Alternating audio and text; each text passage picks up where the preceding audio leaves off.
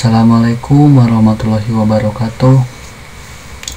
Perkenalkan, nama saya Ahmad Fauzi dari Ketua Kelompok 4. Di sini saya akan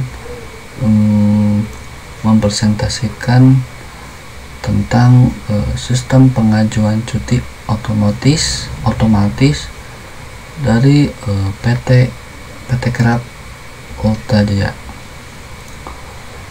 Oke, sebelum ke materi, gimana kabar kalian?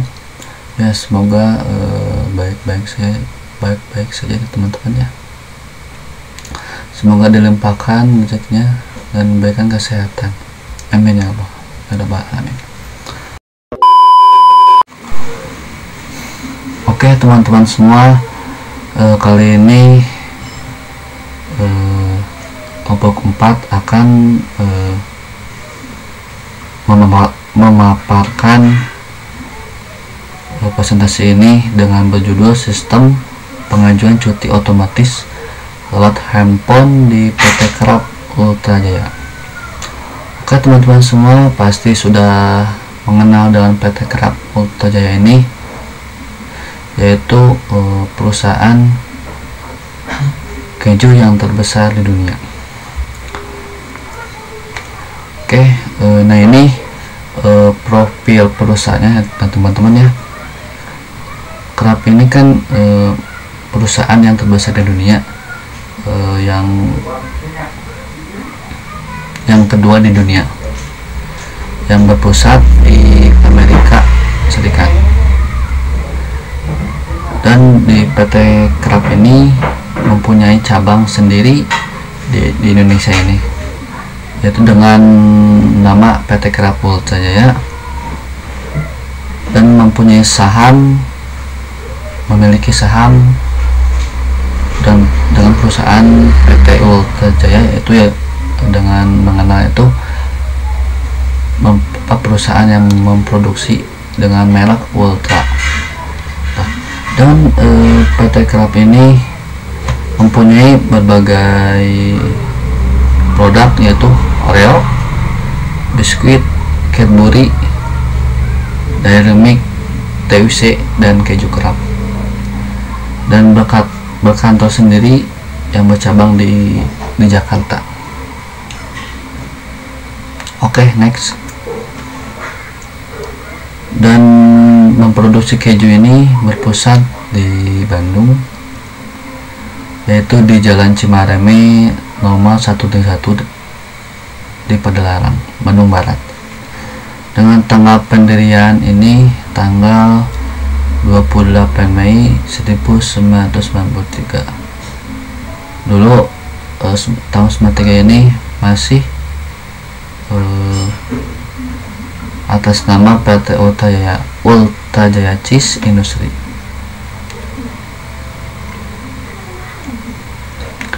Dan tanggal 31 Januari tahun 94 diubah dengan PT Krab Ultra Jaya Indonesia dengan izin perusahaan Presiden Indonesia tahun 93. Oke, next. Dalam PT Krab Ultra Jaya ini bidang usahanya udah dikenal, yaitu dikenal dengan keju dan bumbu-bumbu untuk membuat keju tersebut, dengan kapasitas produksi yaitu 10.000 ton untuk keju sendiri, dan untuk bumbunya per hari itu 5.000 ton. Dan dengan pasar domestik dan impor ekspor ya sekitar 15.675 juta. Oke. Dan ini visi dan misi perusahaan tersebut. Visi misi PT Krab ini sangat sederhana sekali, yaitu ingin membantu orang di seluruh dunia, ingin membantu merasakan ya, mencicipi makanan dan minuman perusahaan ini dengan penuh kreatif dan inovatif. mempunyai ada pegangan, ada apa, kalau sebenarnya itu sebutan itu helping people around the world eat and live better. Dan misi dari PT Krab ini memuaskan konsumen dan menyediakan produk makanan dan minuman dan memberikan gizi yang bermanfaat untuk kesehatan tubuh kita. The brands you know into trust. Oke, mungkin the next slide dipaparkan oleh teman saya, teman-teman. Mohon maaf ada kesalahan, mohon maaf juga, mungkin masih belajar ya teman-teman. Gitu aja. Assalamualaikum warahmatullahi wabarakatuh.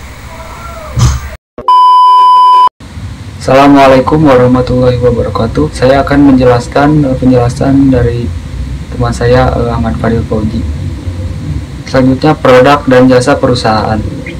PT Krab Ultra Jaya Indonesia bergerak dalam bidang industri keju.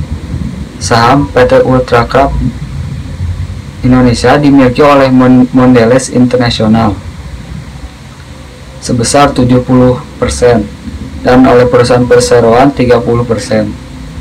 Kini, Krab Food Group Indonesia, disebut juga Krab Food baru, masuk ke bisnis keju dan produk mengandung susu, sedangkan Mondelez Indonesia masuk ke bisnis biskuit, coklat, dan makanan ringan.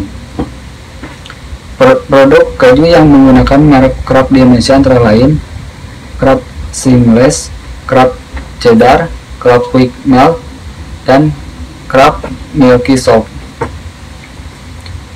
Kemudian, pembahasan tentang dalam hal jasa atau mengabdi untuk bekerja di perusahaan PT Krab Ultra Jaya, yaitu bekerja dengan fleksibel, tepat waktu, sistem yang terintegrasi, dan kekeluargaan yang sangat tinggi, sehingga berbaur dari atasan sampai karyawan hingga leader. Penawaran produk di masa yang akan datang. Krab Food percaya bahwa kunci keberhasilan terletak dalam memahami apa yang konsumen benar-benar inginkan dan butuhkan. Pihaknya berkonsentrasi pada keterlibatan konsumen melalui crabs.com. Di samping itu, pihaknya juga melibatkan para anggota komunitas melalui surat elektronik dan majalah. Perusahaannya bahkan terlibat langsung dengan konsumen melalui pemanfaatan media sosial dan merangsang budaya partisipatif, sementara konten pemasaran yang dipergunakan dalam berinteraksi menganalisis tentang apa dan bagaimana hasil pengalaman didapatkan bersama konsumen. PT Krab Food Company berusaha menguatkan pola pikir, kejujuran, keberanian, dan tindakan dalam perusahaan. Krab Food sekarang telah memperluas jaringan penyebaran produk mereka ke berbagai negara berkembang yang dapat menciptakan permintaan terhadap produk dari Krab Food dengan cepat.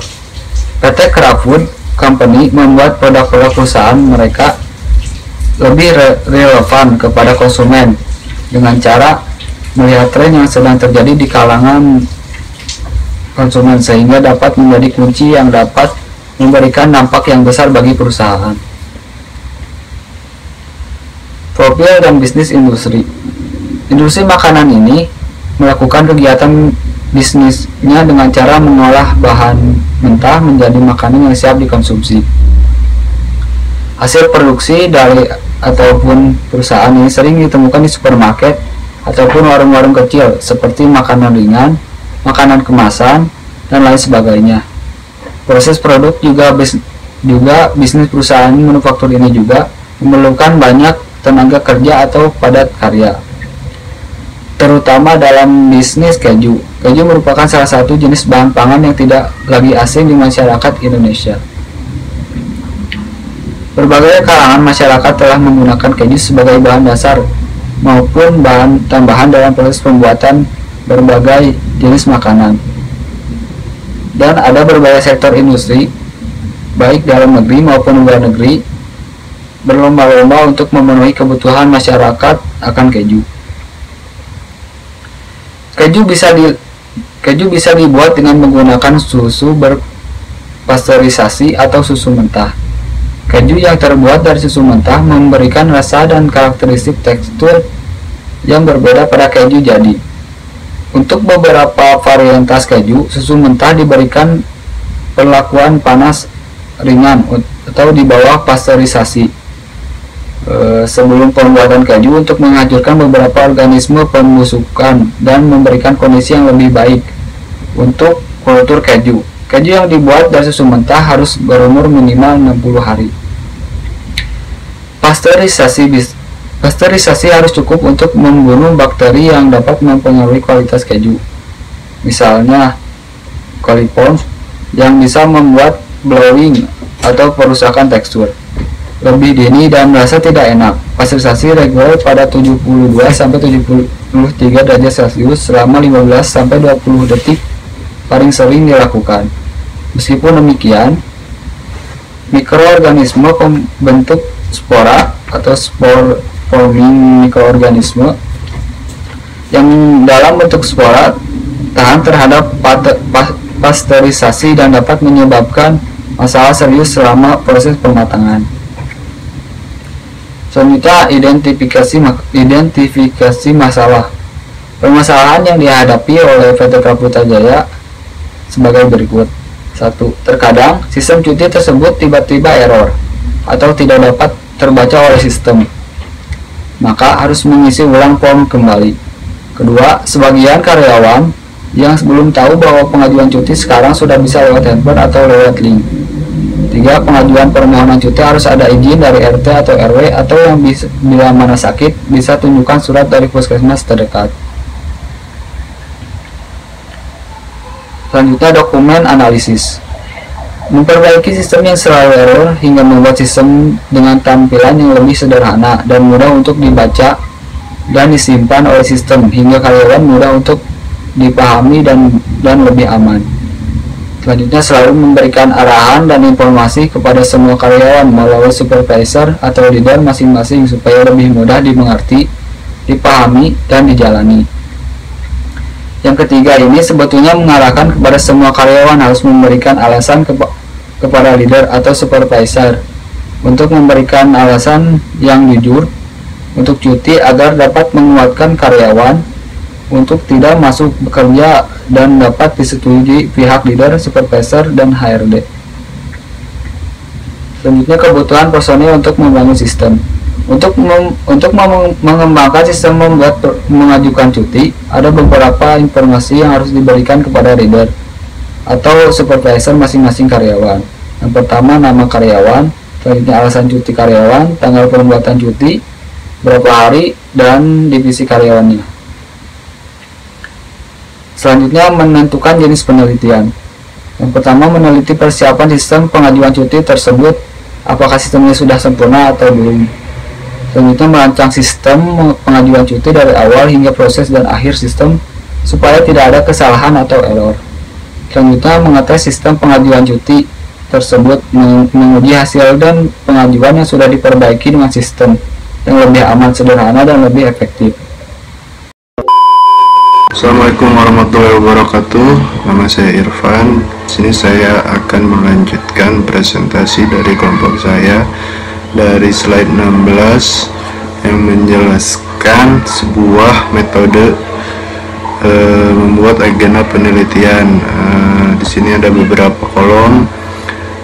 Di dalam kolom tersebut ada di sini dijelaskan ada beberapa step untuk membuat penelitian. Yang pertama, nama karyawannya, terus alasan cuti, divisi karyawannya apa, dan tanggal pembuatan cutinya untuk tanggal berapa hari karyawan tersebut tidak bisa masuk atau kerja.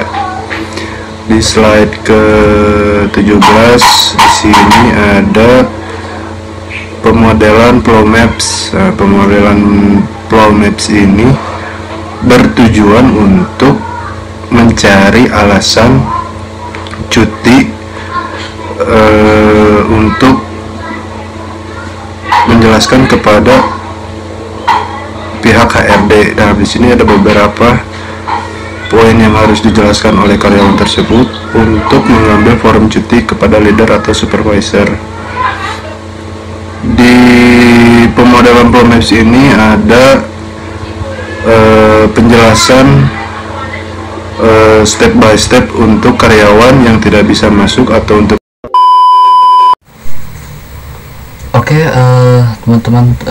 teman-teman, untuk di kali ini di pemodelan maps ini saya akan menjelaskan, mungkin teman-teman yang satu kelompok mungkin belum paham ya teman-teman ya. Oke, dalam flow maps ini ibu bapak sekalian, sebenarnya ini satu sistem ya teman-teman ya, dari mulai lalu alasan cuti atau alasan cutinya apa, kemudian ya intinya mah berbicara dulu ke leader atau ke supervisor, terus alasannya apa. Nah, kemudian di bawahnya itu ada disetujui atau tidak. Nah, disetujui itu nanti misalkan kalau apabila nih alasannya memang cukup menguatkan, maka bisa disetujui, dan maka apabila tidak disetujui, otomatis alasan tersebut tidak menguatkan atau ditolak. Nah, kemudian setelah disetujui ini, kita mengambil form cuti. Form cuti itu biasanya minta ke leader, kemudian tulis namanya, tanggal berapa cutinya, dan lain-lain. Terus kemudian setelah diisi nih dan tanda tangan, di foto atau di screenshot foto tersebut, form tersebut. Karena apa? Karena ini menjadi bukti yang ingin cuti tersebut. Lalu kemudian simpan di galeri HP masing-masing. Nah, di foto sebelum foto di screenshot ini kan lalu disimpan ke box cuti. Otomatis kalau disimpan di box cuti itu kan otomatis udah disetujui, karena di PT Kerap Ultra Jaya menyediakan box cuti, sudah ada di tempatnya. Setelah di screenshot disimpan ya. Nah, kemudian udah disimpan, maka kembali lagi ke Google Chrome atau aplikasi browser. Nah, setelah membuka aplikasi browser tersebut, ketik nih URL tnewurl.com form cuti ke UJ, maka kemudian isi form tersebut. Setelah form tersebut otomatis udah disetujui ya, udah, kalau emang udah setujui, kemudian diproses, direkap oleh HRD, maka antar di akhir ya H-2 atau H-1 ada konfirmasi bahwa ini sudah disetujui oleh pihak HRD. Selesai langsung. Kemudian ini ke slide selanjutnya, ke konteks diagram.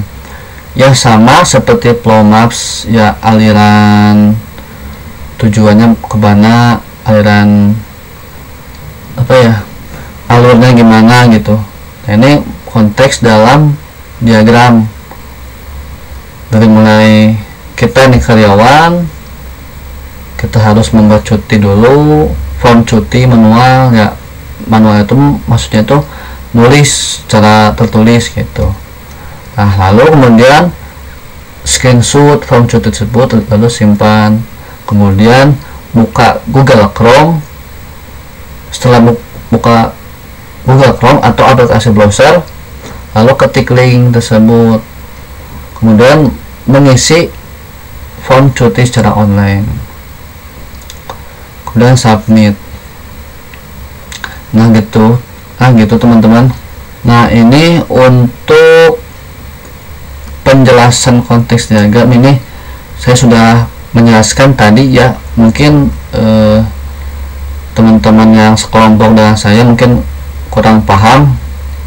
Nah ini saya sebagai ketua, saya akan menjelaskan yang lebih rinci. Kemudian ini ada perkiraan keuangan. Perkiraan anggaran yang harus dikeluarkan oleh PT Krab Ultra Jaya dapat direncanakan secara efektif dan efisien. Dan berikut biaya yang harus dikeluarkan. Yang pertama itu Google Formulir atau survei Google.